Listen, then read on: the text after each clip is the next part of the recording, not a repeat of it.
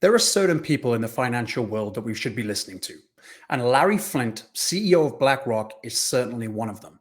There aren't too many people better placed on the planet than the CEO of the world's largest asset management group to tell us which way they think the wind is blowing. And if Larry is telling us that the next generation of finance is going to center around tokenization, then we absolutely should be paying attention. You may have heard me talking about the biggest, baddest ETF on the planet, owned and operated by BlackRock, recently being tokenized and is available to trade on Uniswap. Now, it's important to mention at this point, as some of you have pointed out, it isn't something you're able to get involved in right now if you're inside the US. Obviously, as many of us know, this isn't exactly an insurmountable hurdle to climb. If you have a VPN and a go-to attitude, then you're very much able to take advantage. But let me tell you why.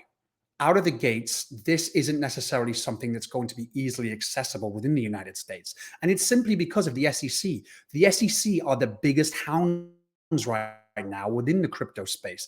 A lot of regulations and limitations, and they are clawing at every single opportunity they can get to actually punish or maximize the returns they're able to see through taxation, through fees, through all of this good stuff that we've been hearing about over the past weeks and months. So it makes sense that pioneers in this realm of tokenization want to streamline and make it as easy as possible for their vehicles to enter the space outside of the US initially. I think, of course, this is going to be short-lived. I think that this whole realm of tokenization is something the United States is not going to want to miss out on.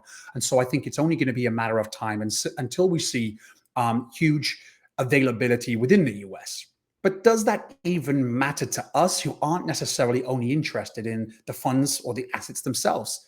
If you're anything like me, you have a much larger focus on the protocols or the platforms that will be utilized to bring these assets to the marketplace. And as such, I don't think we're going to see any kind of drop off from the amount of financial interest and revenue and capital coming into the space from outside of the US. So right now, it's almost irrelevant if it's technically something that you're able to get involved in as a United States citizen or being based here in the United States, because we're going to see so much more interest from outside of the States getting into or allowing them to get into financial assets that they didn't have access to before, that there is still a huge amount of upside, monumental, as I mentioned in my previous videos. So I hope this sheds a little bit of light and context into where kind of the lay of the land is right now. It is huge. It's monumental. I said this in my last video, and I want to drill this fact home. There is a huge opportunity ahead of us.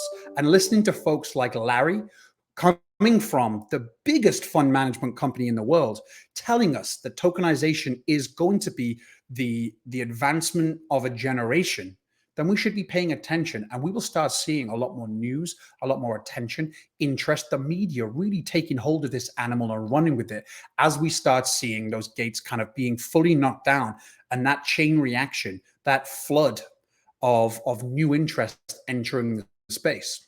So I hope this makes sense. Short and sweet yet again.